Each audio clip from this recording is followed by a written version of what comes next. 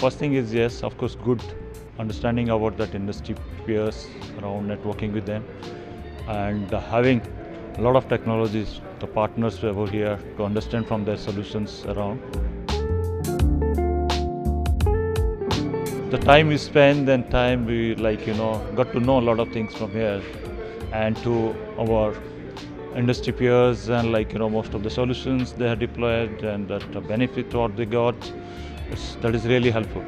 Yeah, see, today we are talking about more of the hybrid cloud, talking about the cyber security is the key parameters, and the OT security is the important point.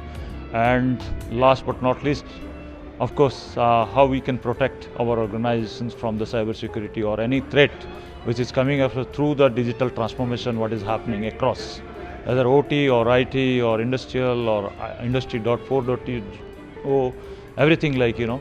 So we are bringing all together the technology, and at the same time we are bringing the cyber security controls. You have to be there in place.